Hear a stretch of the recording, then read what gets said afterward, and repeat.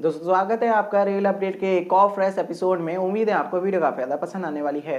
दोस्तों वीडियो शुरू करते हैं, लेकिन उससे पहले आप सभी लोगों का काफ़ी ज़्यादा धन्यवाद, क्योंकि अभी तक जो वीडियोस है वो बहुत ज़्यादा लेट आ रही हैं, बट उसके बावजूद भी आप काफ़ी ज़्यादा जो अपना पॉजिटिव फीडबैक है वो दे रहे हैं। तो इतना सपोर्ट के लिए काफ़ी ज़्यादा धन्यवाद मैं आपका करना चाहूँगा, क्योंकि मुझे भी पता है वीडियो 11:30, 12 और पौने 12 बजे तक ही अपलोड हो पाती है, बट कुछ कारणवश ऐसा हो रहा है। लेकिन डेली वीडियोज़ देने के लिए जो आप मोटिवेशन है वो पूरा दे रहे हैं। वीडियो को लाइक जरूर कर देना।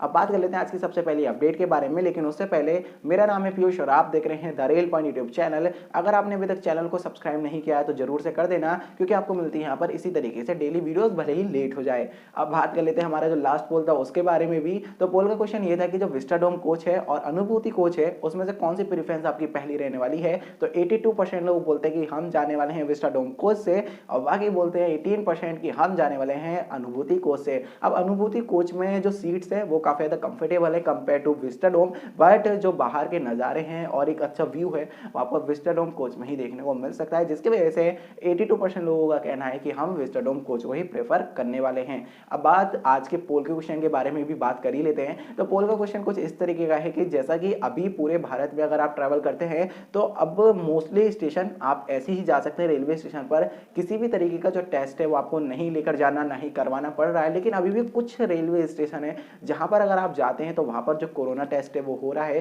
तो क्या आप ऐसे रेलवे स्टेशन पर जाना प्रीफर करोगे, यानी कि क्या आप चाहोगे ऐसा हो कि आप जैसे रेलवे स्टेशन पर जा रहे हैं और वहां पर जो कोरोना टेस्ट है वो हो रहा है, तो क्या आप अपनी जो प्लान है वो करेंगे उस स्टेशन पर जाने का, या फिर आप अपनी जो जर्नी है उसको कैंसिल करना पसंद करेंगे। जैसा भी है अपनी जो राय है पोल सेक्शन में जरूर बताना। दोस्तों आज की जो पहली अपडेट है उसके बारे में बात कर लेते हैं। आती है बरेली जंक्शन से लेकर। बरेली जंक्शन का जो प्लेटफॉर्म 1 है वहां पर जो कोच इंडिकेशन बोर्ड है वो लगा दिए गए हैं। तो यहाँ पर हम एक काफ़ी अच्छी न्यूज़ कहेंगे, क्योंकि जहाँ तक मुझे याद है लास्ट टाइम जब मैं गया था बरेली तो प्लेटफॉर्म 3 और 4 पर तो कोच इंडिकेशन बोर्ड मैंने खुद देखे हैं और 2 पर भी देखे हैं। आई थिंक फर्स्ट पर नहीं थे तो वो अब इंस्टॉल हो चुके हैं। हालांकि ये अभी चालू नहीं हुए हैं तो इनको टाइम लगेगा। तो बताया कुछ ऐसा जाता है कि जैसे ही ये चालू हो जाएंगे उसके बाद में जो पैसा देना है जिस कंपनी के द्वारा लगाए गए हैं उनको जो पैसा है वो दे दिया जाएगा। तो ये अपडेट है, आपको बरेली जंक्शन के प्लेटफॉर्म 1 पर भी इस तरीके से जो कोच इंडिकेशन बोर्ड है वो देखने को मिल जाएंगे, जो कि आपको काफ़ी ज़्यादा हेल्प करेंगे आपकी ट्रेन को पकड़ने में।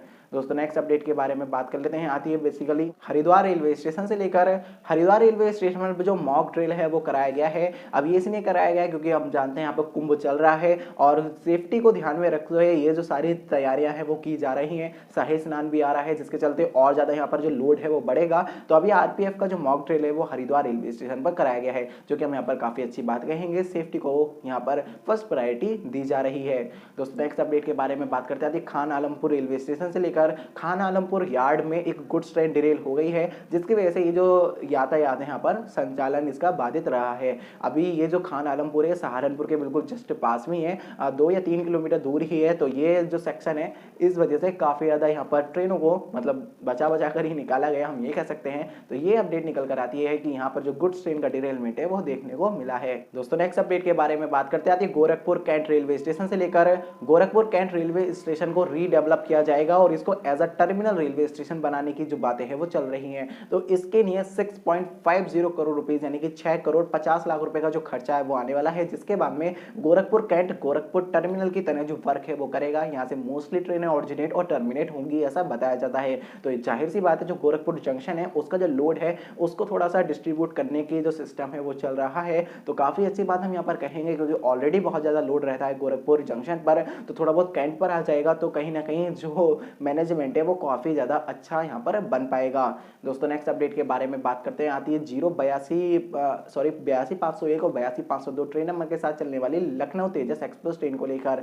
ये जो लखनऊ तेजस एक्सप्रेस ट्रेन है इसके बारे में मैंने एक बात बतानी भूल गया था। मोस्टली बातें मैंने आपको बता दी है, कैसे चलेगी, कब चलेगी, क्यों चलेगी। अभी फिलहाल आईआरसीटीसी इस ट्रेन को वीक में 4 दिन ही चलाने वाला है। पहले ये 6 दिन चलती थी लेकिन अभी 4 दिन ही चलेगी। तो ये अपडेट है, क्योंकि आईआरसीटीसी भी ज़्यादा लॉस नहीं झेल सकता। अभी आईआरसीटीसी किसी को भी ऐसा लगता है कि हो सकता है जो ट्रेन है वो अभी इतना अच्छा परफॉर्म ना करे, तो जो लॉस है वो इतना ज़्यादा ना हो, इसलिए अभी 4 दिन ही इसको चलाया जा रहा है। ऐसी जो अपडेट है वो निकल कर आती है। जैसे जैसे लगेगा जो पैसेंजर लोड है वो बढ़ रहा है, वैसे वैसे ये जो ट्रेन है आपको ज़्यादा देखने को मिल जाएगी। दोस्तों नेक्स्ट अपडेट के बारे में बात करते हैं शालीमार एक्सप्रेस ट्रेन को लेकर। शालीमार एक्सप्रेस ट्रेन आपको फिर से देखने को मिल जाएगी और इसको 10 फरवरी से चलाया जा रहा है।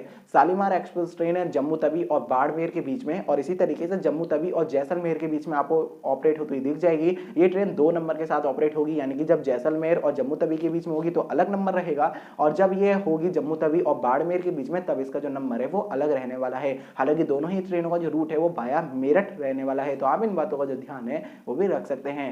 दोस्तों नेक्स्ट अपडेट के बारे में बात करते हैं 04211 और 04212 ट्रेन को लेकर। ये ट्रेन आगरा, कैंट और नई दिल्ली के बीच में ऑपरेट होने वाली इंटरसिटी एक्सप्रेस ट्रेन है। इस इंटरसिटी एक्सप्रेस ट्रेन को भी 10 फरवरी से दोबारा से चलाया जा रहा है, तो काफी अच्छा ऑप्शन हो सकता है अगर आप नई दिल्ली से आगरा के बीच में इसमें ट्रेवल करने वाले हैं, तो काफी बढ़िया ये ट्रेन रहती है। ये ट्रेन गोमती एक्सप्रेस ट्रेन के साथ अपना जो रैक है वो शेयर करती है, बट फाइनली अब इस ट्रेन को भी दोबारा से चलाया जा रहा है। काफी ज्यादा ये सस्ती रहती है। अब तो खैर मोस्टली अभी सभी ट्रेनों में आपको सेकंड सीटिंग की व्यवस्था देखने को मिल जाती है, तो इतना ज्यादा जो लोड है वो नहीं आता। अगर आप शॉर्ट डिस्टेंस ट्रेवल कर रहे हैं तो सेकंड सीटिंग काफी अच्छा ऑप्शन हो जाता है, इजीली आप उसमें ट्रेवल कर सकते हैं। हालांकि जो सीट्स वगैरह है वो खैर नहीं मिल पाती, लेकिन फिर भी इस इंटरसिटी में आपको मिल जाएगी, क्योंकि बहुत ज्यादा सेकंड क्लास के जो कोच है वो उसमें रहते हैं। तो ये अपडेट है, ये ट्रेन भी आपको फिर से देखने को मिलने वाली है। दोस्तों नेक्स्ट अपडेट के बारे में बात करते हैं IRCTC की कुछ और नई सर्विसेज को लेकर। IRCTC के माध्यम से आप flight ticket, hotel booking, train ticket तो कर ही सकते हैं, बट अब आपको बस टिकट का जो ऑप्शन है वो देखने को मिल जाएगा, तो इसको भी ऐड कर दिया गया है। तो IRCTC अपना जो बिजनेस है वो अभी थोड़ा सा और ब्रॉड कर रहा है, तो ये अपडेट निकल कर आती है कि अब आप IRCTC के माध्यम से बस टिकट भी बुक कर पाएंगे। तो क्या आप करना चाहोगे? अपनी जो राय है वो कमेंट सेक्शन में जरूर बताना। दोस्तों नेक्स्ट अपडेट के बारे में बात करते हैं पॉड कार को लेकर। आपको हरिद्वार में पॉड कार देखने को मिल सकती है। अब ये कितनी जल्दी देखने को मिलेगी इसके ऊपर तो खैर कोई भी बात नहीं कही जा सकती, लेकिन इसके लिए जो टेंडर प्रक्रिया है वो बहुत जल्द शुरू हो सकती है। तो ये अपडेट है कि ऐसा हो सकता है। अब हरिद्वार में पॉड कार को चलाने के बाद में आपको हरिद्वार विजिट करना बहुत ज़्यादा आसान हो जाएगा। आपको कहीं भी जाना है तो बहुत ज़्यादा कन्वीनियंट ये रहेगी, और बेसिकली मुझे लगता है कि ऋषिकेश तक इसको बनाया जाएगा। हरिद्वार में आपको जितनी भी जगह वो तो ये कवर करेगी, साथ ही हो सकता है इसे ऋषिकेश तक भी बनाया जाए। खैर अभी डिटेल में जो बात है वो तो नहीं हुई है, लेकिन ऐसा मुझे लगता है कि ऐसा कुछ देखने को मिल सकता है। अगर ऐसा होता है तो डेफिनेटली आपको बहुत ज़्यादा कन्वीनियंट होगा। आप इजीली हरिद्वार के साथ साथ ऋषिकेश इन सभी चीज़ों को बहुत ईजिली ट्रैवल कर पाएंगे। तो ये अपडेट निकल कर आती है कि हरिद्वार में आपको बहुत जल्द पॉड कार देखने को मिल सकती है। इसके ऊपर जो टेंडर प्रक्रिया है वो शुरू होने वाली है। दोस्तों नेक्स्ट अपडेट के बारे में बात करते हैं 02503 जो कि डिब्रूगढ़ राजधानी एक्सप्रेस ट्रेन है। ये ट्रेन अपने रन पर थी तो मुजफ्फरपुर के आसपास की ये घटना है। इसके ऊपर पत्थर से अटैक हो जाता है, यानी कि इसके ऊपर जो पत्थर है वो बरसाए गए हैं अज्ञात लोगों के द्वारा, जिसकी वजह से जो B12 कोच था उसकी जो खिड़की है वो टूट गई है। तो ये अपडेट है कि अब खैर इसके तो जांच वगैरह होगी, उसके बाद में ही कुछ पता लग पाएगा आखिर वो पकड़े जाते हैं या नहीं पकड़े जाते। बट फिलहाल मुझे समझ में नहीं आता कि ऐसी घटनाएं क्यों होती हैं, आखिर क्या दुश्मनी है। आप कहीं ना कहीं आप ही लोगों का पैसा अगर ऐसे करेंगे तो आप ही लोगों का नुकसान है, क्योंकि गवर्नमेंट कुछ ना कुछ करके आपसे बाद में उसको वसूली लेती है। खैर हाँ ये जरूर बात है कि आपसे ना वसूल के वो सबसे वसूलते, यानी सबके ऊपर उसका जो बर्डन है वो पड़ता है। तो ये अपडेट निकल कर आती है कि इस राजधानी एक्सप्रेस ट्रेन पर जो पत्थर है वो फेंके गए हैं। दोस्तों नेक्स्ट अपडेट के बारे में बात करते हैं नई AC थर्ड कोच को लेकर।